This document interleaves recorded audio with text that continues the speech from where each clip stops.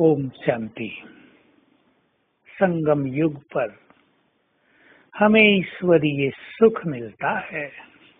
सुख तो संसार में भी जितना थोड़ा बहुत है। पदार्थों का सुख, संबंधों का सुख, लेकिन भगवान से मिला हुआ सुख बहुत अनुपम, बड़ा अलौकिक है।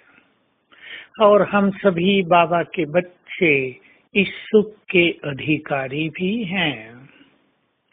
तो किन्हें ये सुख मिलता है? जो सुख स्वरूप स्थिति में रहते हैं, जो शांत रहते हैं, जो एकाग्र चित्त होकर देही अभिमानी बनते हैं।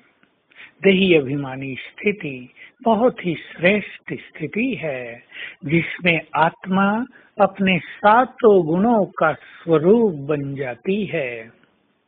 हमें इन सातों गुणों पर बहुत ध्यान देना है। ज्ञान स्वरूप, ज्ञान हमारे जीवन में आता जाए, ज्ञान हमारे चिंतन में आता जाए। शांत स्वरूप, शांति की गहन अनुभूति हम एक बार रोज अवश्य करें और हमारा चित्त सदा के लिए शांत होने लगे। कोई भी बात हमें अशांत न करे। दुखों से हम मुक्त हो जाएं। किसी की बात, कोई भी जीवन में आने वाली बात हमारे सुख को हमसे छीन न सके। पवित्रता सबसे बड़ा स्वरूप, जो सुख शांति का भी आधार है, उस पर हम बहुत ध्यान दें। प्रेम, सब आत्माओं के लिए चित्त में प्रेम बढ़ता चले, शक्तियां बढ़ती चलें, तो हमारा दिनों दिन हमारी स्थिति में आनंद और खुशी बढ़ती चले। परिस्थिति आती हैं, चली जाती हैं, बुरा टाइम आता है, पास हो जाता है, कुछ भी सदा नहीं रहता है, सब कुछ परिवर्तनशील है। इसलिए जीवन में जब बातें आने लगी, जब समस्याएं आने लगी, तो घबराना नहीं चाहिए। और बाबा हमारे साथ है।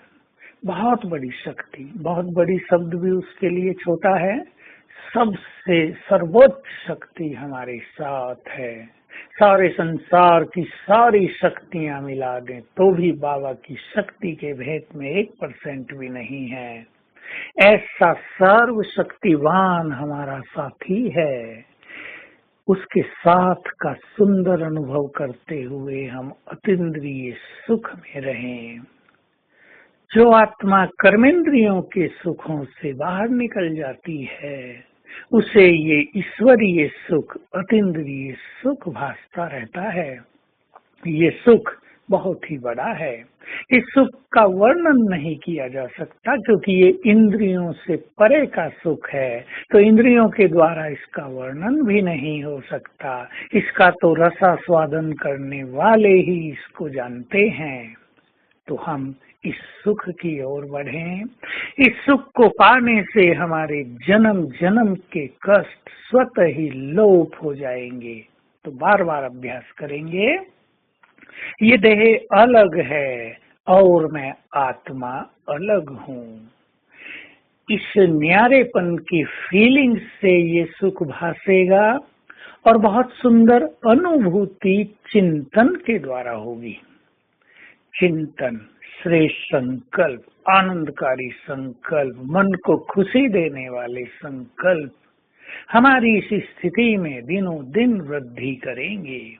शरीरी होने से डीप साइलेंस होगी और एक परम सुख का अनुभव अंदर ही अंदर होगा। परंतु बाबा से बात करने से, उसने मुझे क्या क्या दिया ये याद करने से जीवन आनंदित होगा। दोनों जब मिल जाएंगे तो निरंतर हम अतीन्द्रिय सुखों की राह पर चलने लगेंगे और तब ये संसार की सभी बातें और सुख हमें नीरस और फीकी लगने लगेंगी। तो आज सारा दिन हम बाप दादा का आह्वान करेंगे।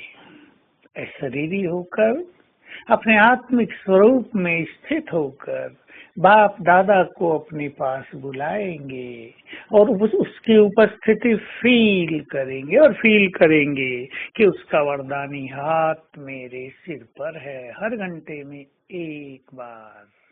ओम शांति।